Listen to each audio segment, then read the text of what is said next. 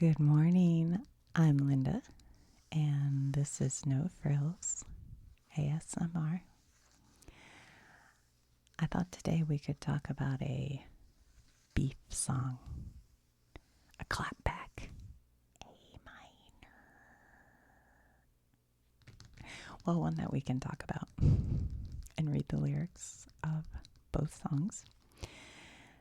So this all came about because recently we were at the Goodwill, and my husband plays guitar, and he definitely plays rockabilly and honky tonk kind of guitar a lot. So he's always buying anything that has a guitar on the cover, really. But anyway, so we bought this Hank Thompson's all-time hits, and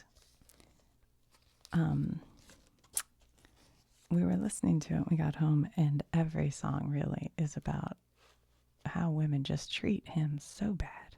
So bad. This man has had a rough time with the gals. And we take these things, we clean them. We have a record cleaner, which I'll show you sometime if you're curious. But this one, boy, it's in beautiful condition. Look at that. Not a scratch on it after being cleaned up. And then get these plastic covers I ordered for them, so I keep them in there. I still keep the original cover just in case I ever want it. Sometimes some of them have lyrics on them. This one doesn't. It's just a, material kind of cover. Hold on. Okay. And then I put it in a plastic cover like this. So this album, I think it was $2.50, and it was well worth it. It's a pretty fun album. But anyway, all that to say, I had just a few weeks ago been listening to the podcast Hit Parade, which I enjoy that podcast. I will admit that the host can sometimes sound a little pretentious. But I still love the podcast. He plays clips of music and tells you all about it. He does really good research. But anyway, he did a whole episode on, maybe it was even a 2 episode, on, clapback tracks or beef tracks or whatever you want to call them. And one of the first ones was Hank Thompson. And it was funny because I am very familiar with the clapback song or the response song, but I was not familiar with the Hank Thompson song. And so I went home and I was telling my husband this, and he's like, yeah, I don't know that song either. And I played it for him and we learned all about it. But then 2 weeks later, when we bought this album and listened to it, we both completely had forgotten all that, or that this was the guy. And I did say, I said, is every honky tonk artist named Hank? Because it seems like they're all Hank. But anyway, so we were looking him up and realized, oh, this is that guy. So now I'm going to tell you the story.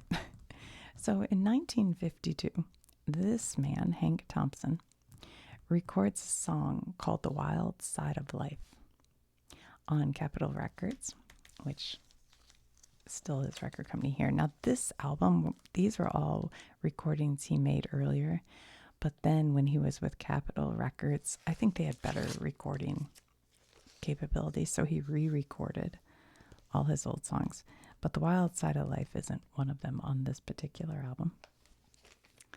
But anyway, in 1952 he records it, and it becomes one of the biggest hits of country music. And actually, I have the lyrics here that we can look over. But what's included in this song is the line, I didn't know God made honky tonk angels. And it's a song basically about how his heart's broken. Well, let's go ahead and read it, and then we'll talk about the response song.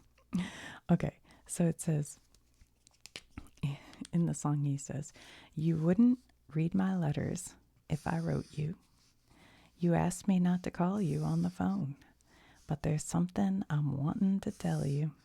So I wrote it in the words of this song. I didn't know God made honky tonk angels. I might have known you'd never make a wife. You gave up the only one that ever loved you and went back to the wild side of life. And this is the way a lot of his songs go. The women, they don't treat him great. The glamour of the gay nightlife has lured you to the places where the wine and liquor flows, where you wait to be anybody's baby. Wow, that's a slam. That's calling her up. And forget the truest love you'll ever know. I didn't know God made honky tonk angels. I might have known you'd never make a wife. You gave up the only one that ever loved you and went back to the wild side of life. So he writes, well, he didn't actually write this song, but he records this song, and it's a hit song. And the way I always pictured it in my head was that Kitty Wells is sitting at a honky tonk hearing the song on the jukebox, and she responds to the song with a song called It Wasn't God Who Made Honky Tonk Angels. And we'll read the lyrics of that song and we'll talk about it.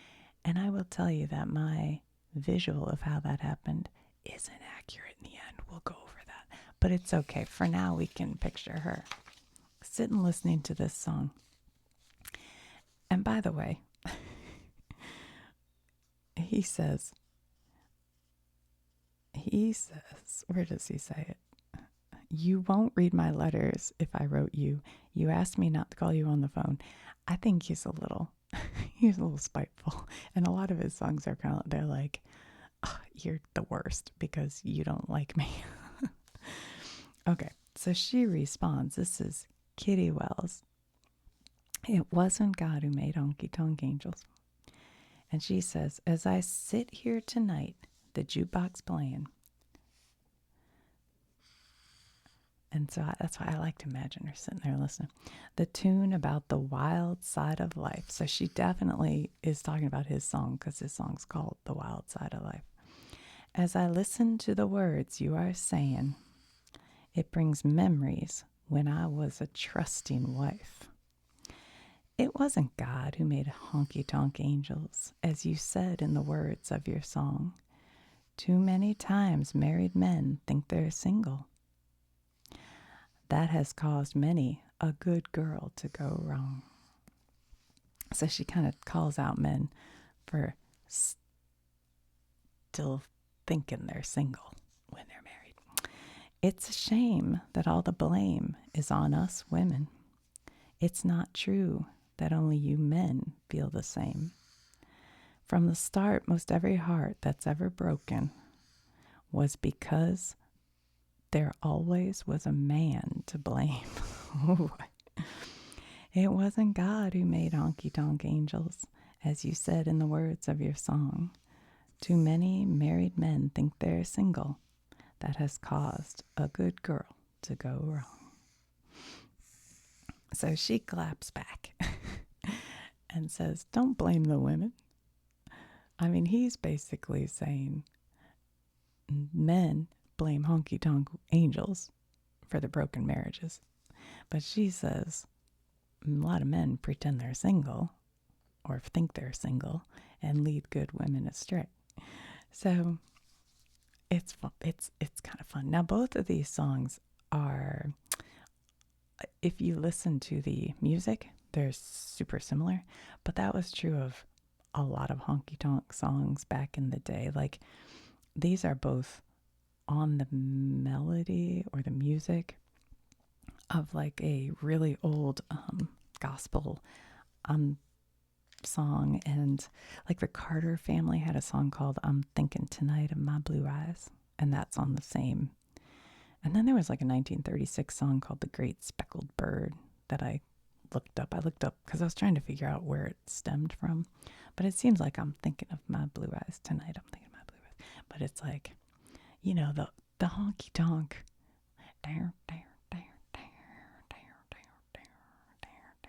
They were kind of, they have very similar. So all you do is throw new words in, which is fun. But this song was a big hit for Hank Thompson in 1952. But this Kitty Wells song was a huge hit for Kitty Wells. And she went on to become a #1 Billboard. This recording became #1 Billboard country hit by a female artist the very first time. But she also went on to just become like a huge country music hit maker. And she was 32 years old when she recorded this song. So she was kind of like giving up on it by then. And then she had this hit. And all these major country stars like Patsy Cline, Loretta Lynn, Tammy Wynette, Dolly Parton, they all say that like this song really helped push them, opened up the doors for them, but also encouraged a lot of them to write about how women get blamed a lot of times and the men are equally to blame, or, songs of that nature. So, it's all kind of fun. But here's the thing. Kitty Wells' song was actually written, and this is fine, but by J.D. Miller, who went by J. Miller. So a guy wrote the song, which is a little bit of a bummer because I like to think of kitties in there. But he wrote it, and then he actually had a person named, it shows up on YouTube as Al Montgomery, but it's Alice Al Montgomery. And you can listen to her version. And apparently they recorded it, but it was on, and it was also, these were all on Decca Records, I think. Let me double check that. Yeah, Decca Records.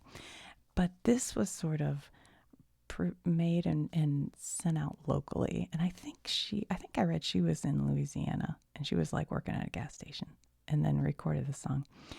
But they wanted a better recording of it, like a more high quality recording. And I think because Kitty Wells she was trying to make it but couldn't make it in Nashville. And Kitty was born in Nashville. She was like a true Nashvilleian.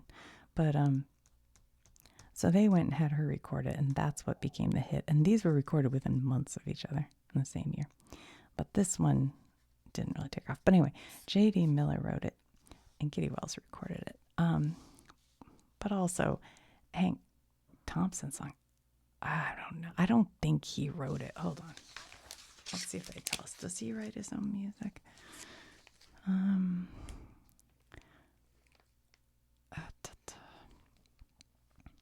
From such they don't even tell you.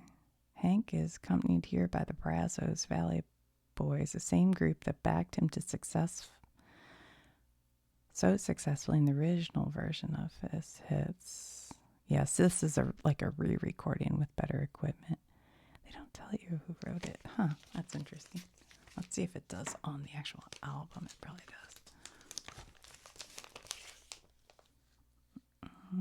Nope. Sometimes under the song, it'll have a name, and then you know who wrote it.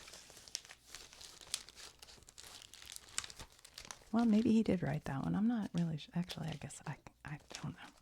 But anyway, so Kitty Wells, this becomes a #1 Billboard country hit. And I think it also like crossed over into the pop charts.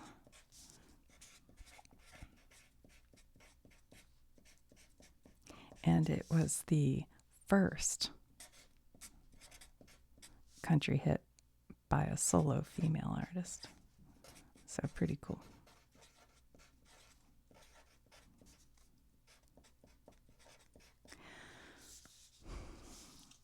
One thing I did read, that there is a line in her song here, right here. It says, as I listen to the words you are saying, it brings memories when I was a trusting wife.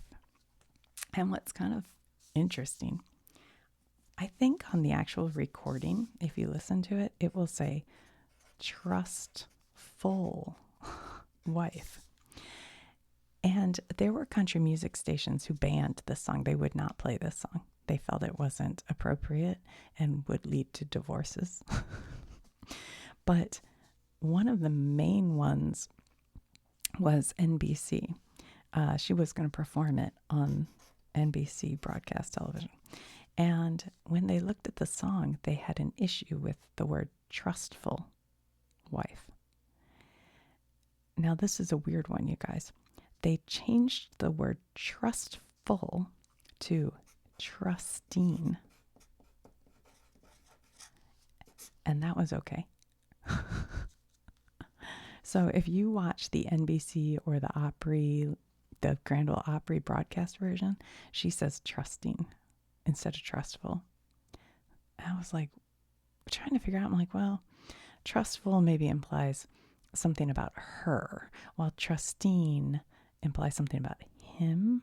So instead of her going from being a person you can trust, it goes to she can't trust her husband anymore. But I don't really know. When I tried to look it up, it said trustful, according to NBC, is more literary and emotional and emphasizes the wife's innocence. Well, that's kind of what I said, I guess. So, yeah. So, trustful felt too much like the girl's innocence went wrong, and that was not okay with NBC. But trusting means her trust in her husband went wrong. That's okay. That's okay. That's acceptable. Funny things. Anyway, so that's just kind of a fun thing. And I just thought it was so funny that we had just talked about this guy and this song. And then we bought this album. And both of us forgot completely about the conversation until we listened to it last night. We sat and listened to it after dinner. And it's a good album. All these guys, I don't want to say they all sound the same, but they all kind of sound the same. It's like you have to have this certain sort of voice for Honky Tonk. And then, like I said, kind of all the tunes have a similar sound to me anyway. But I enjoy it. I like a good honky tonk. I go to honky tonks. And I want to tell you people, because I tried to get some friends of mine to come to the honky tonk with me, and they felt like it would be not in line with their values, that maybe it would feel too conservative. I think honky tonk is the opposite. Honky tonk's like, I mean, I'm not saying it can't be, but it's like where outlaw country comes out of, I feel like. And that whole, vibe. Don't you think? It's a little different from country. Anyway, maybe that's opinion. That's me giving it. This picture is cool, though. All these guys, they have I wonder what that is. What's the meaning of that? Hold on, I'll show you. I'll draw it so you can see it. It's like what do you call these things? Like that. And then it has two things like that. Is that just a design? It's on the back of all their shirts. I guess it's just a country design, maybe like that's the thing like this, like a Southwest design kind of thing. Oh my God. My art skills are declining rapidly. There we go. That's kind of on the back of their coat. Look, there's a kid in the audience. People dancing. It's signed, I think it says VID, vid. And look, there's one of these lights with a wagon wheel. Here in one album, Hank Thompson's brand new recordings of his all-time hits. Once a singer becomes identified with a hit, he finds he had better include it in his program. If he doesn't, he will in the long run be overwhelmed by requests. From such requests, Hank Thompson has selected the songs for this album. It's interesting that he doesn't. Maybe he hadn't recorded it yet. I don't know what year this. I'll have to look at the year on it. Each of them was written and originally recorded by Hank. Okay, so he did write these songs. Since those first records appeared, the techniques of recording and reproducing sound have vastly improved. For this reason, all the tunes included here are new recordings. The warmth of Hank's voice, his gift for phrasing, the spirit of his performances, all these qualities which make him so popular with live audiences are captured better than ever in this album. But the Thompson sound is not all that is revealed here. Interpreting vocally and instrumentally tunes of his own, Hank Thompson also reveals much of himself. I'm not going to mention that my stomach just growled, so I get for first thing in the morning. I can't read that word because it's worn out, but something, a man of rich, Hank is a man of rich humor. Yeah, I think a lot of his songs are sort of tongue-in-cheek, so kind of humor.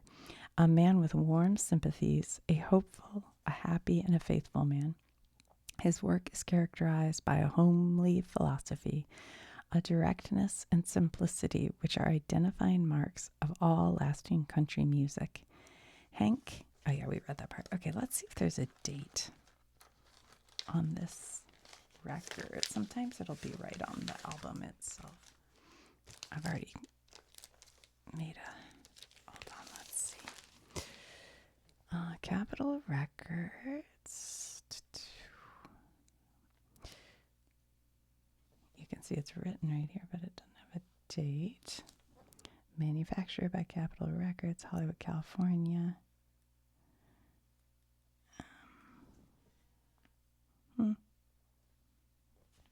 See on the other side. T27294.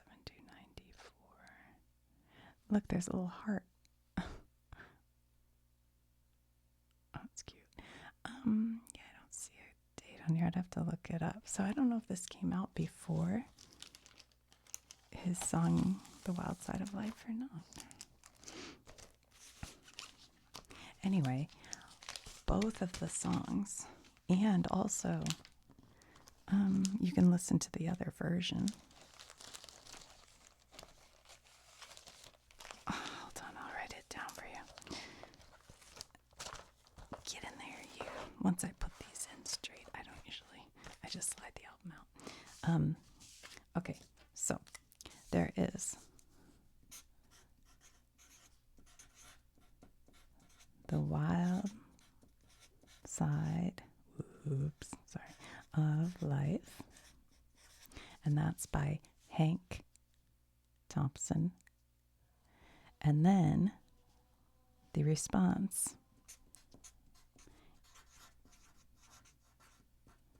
it wasn't God who made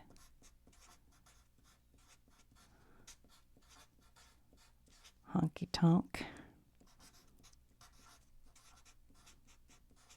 Angels.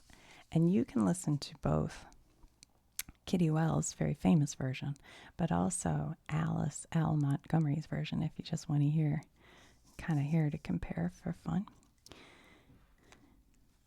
So look them up on YouTube. You can watch them perform it even. It wasn't God who made Honky Tonk Angels.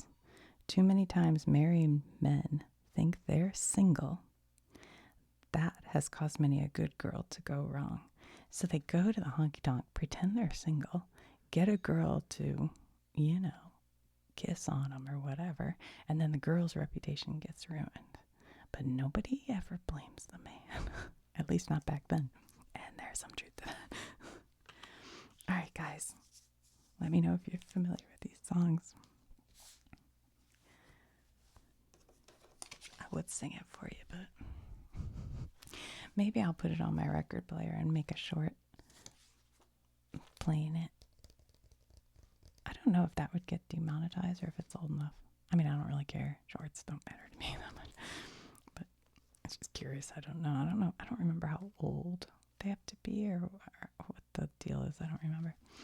Anyway, this has a covered wagon. And he's got don't know what kind of guitar that is. This looks like pretty modern head for the old guitar. I guess it's probably I don't know.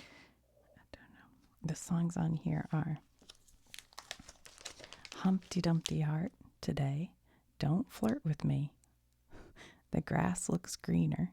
My front door is open. Standing on the outside. Whoa, sailor. Tomorrow night. Swing wide your gate of love. I find you cheating on me. You remembered me. I'll be your sweetheart for a day. Yeah, this guy has been burnt in love, for sure.